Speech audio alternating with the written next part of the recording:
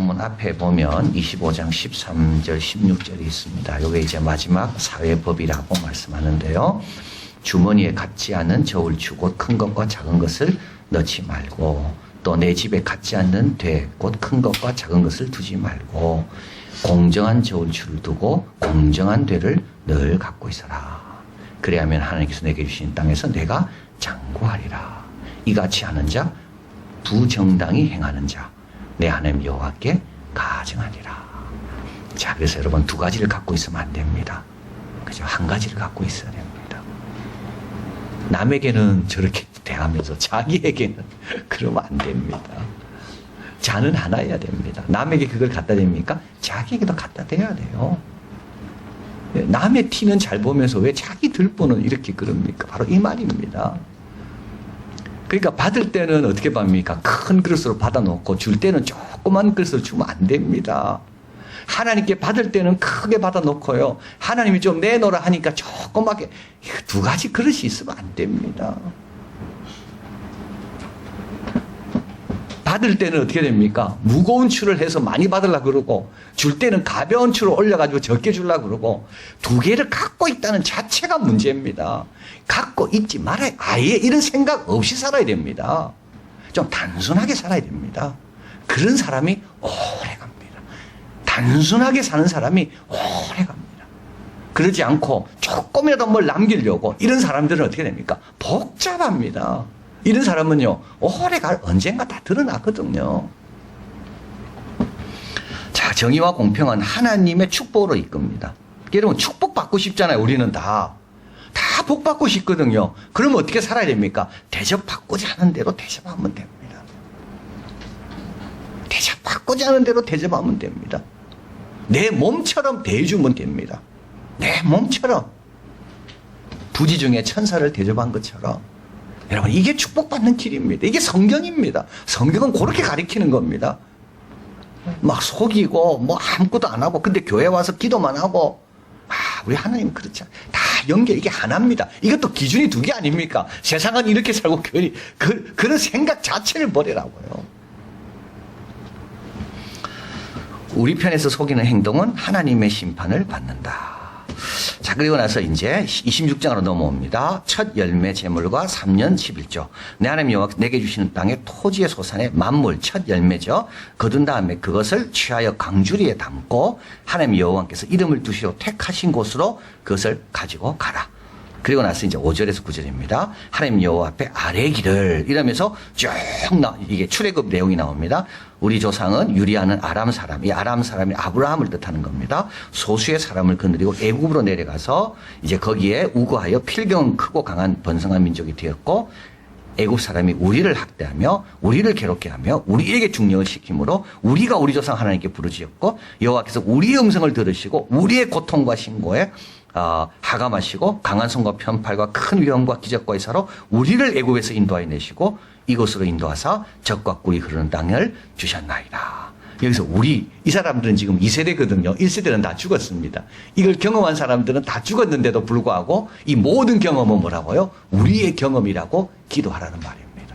왜냐하면 우리도 똑같은 형편에 있을 때 아무 염려할 것이 없다는 겁니다. 그 하나님이 우리의 하나님입니다. 이게 과거입니다, 과거. 근데 이거를 뭐라 이야기합니까? 오늘날 우리의 삶으로, 사건으로 생각하면서 내가 마치 출애굽했던 백성 그 가운데 들어가라는 말입니다. 그래야 어떻게 됩니까? 그 가운데서 역사는 하나님을 내가 떠올리면서 오늘 삶 속에서 어려운 가운데 하나님을 붙들 수 있다는 겁니다. 자, 그래서 이걸 가리켜서 역사적 소신조다. 스몰 크레도 소신조다. 그래서 주기도문의 사용과 비슷하다. 1인칭을 다 사용하죠. 하늘에 계신 우리 아버지시여, 우리의 죄를 용서해 주시고 우리를 시험에 들게 하지 마옵시고. 그래서 1인칭, 이게 주기도문과 비슷한 형식이다. 이게 왜 그렇습니까? 예수님께서 가르치신 제자들의 기도지만 그게 바로 오늘 우리에게도 동일하게 적용되는 기도이기 때문에 이 사건은 과거 사건이 아니라 오늘도 출애굽의 역사는 일어날 수가 있다. 이것을 말씀합니다.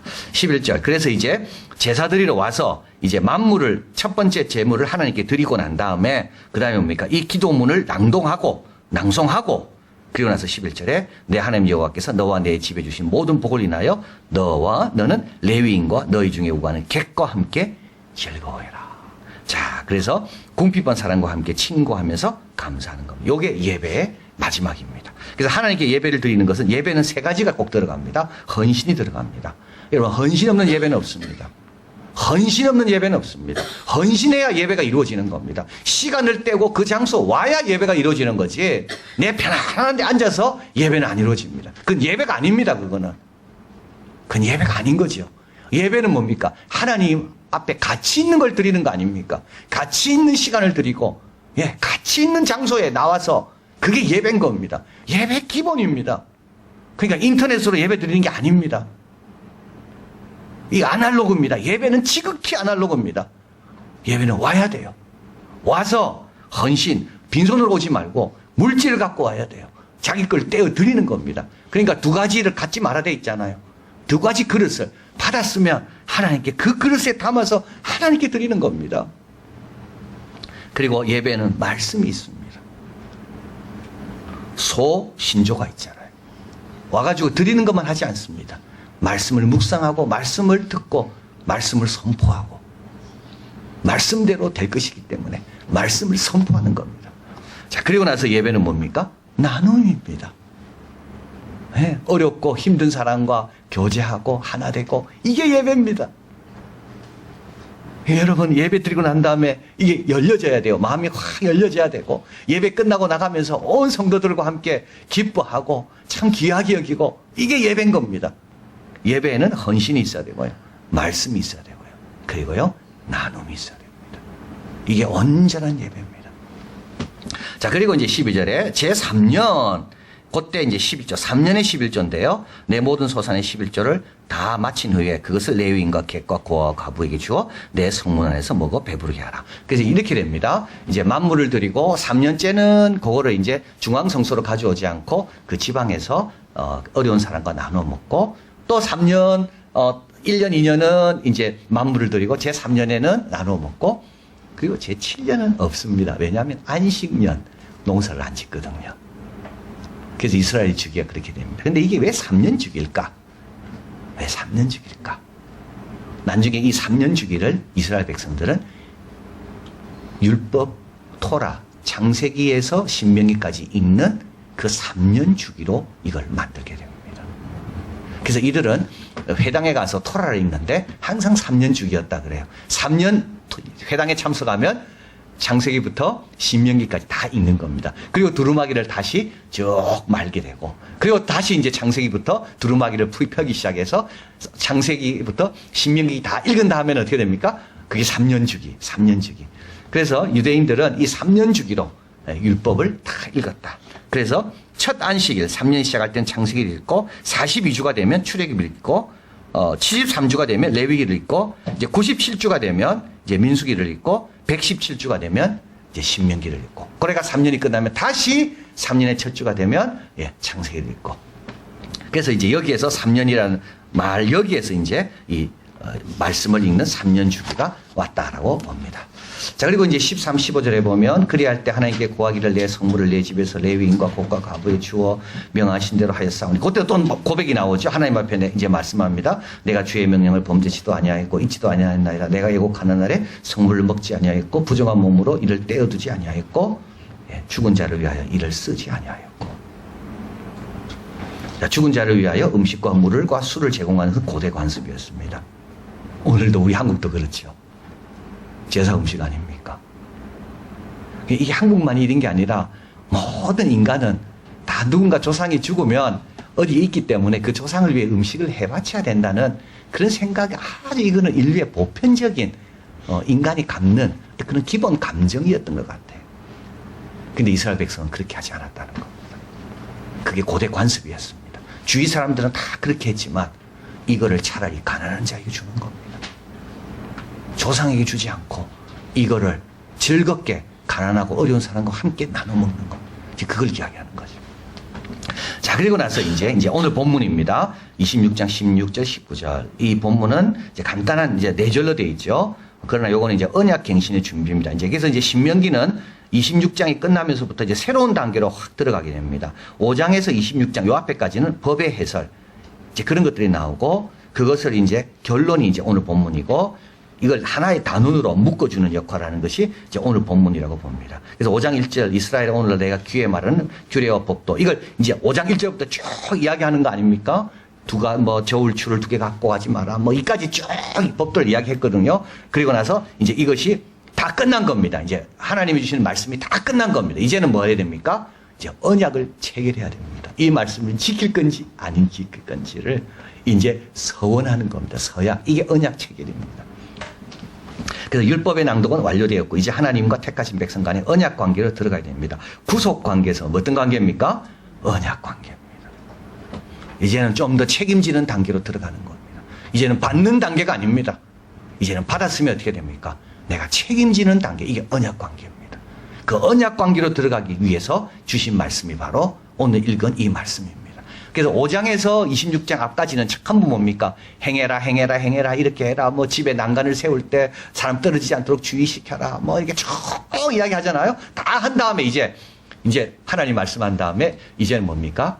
이거 행하겠냐? 이제 요거 서약을 서로 약속하라는 언약을 체결하는 것이 이제 다음에 나오는데 이제 그에 대한 조건, 그에 대한 주의사항, 그게 이제 오늘 본문입니다. 16절. 참 중요하죠. 한번 읽어봅니다. 마음을 다하고 성품을 다하여 지켜 행하라. 여러분, 왜 우리가 안 지킬까요? 마음을 다하지 않기 때문에 그렇습니다. 여러분, 하나님 명령은요, 마음을 다하고 성품을 다해야 지킬 수 있는 겁니다. 조금이라도 뭔가 여유가 있잖아요. 그게 누룩이 들어옵니다. 그리고 누룩이요, 다 잡아먹습니다. 정말 그렇습니다.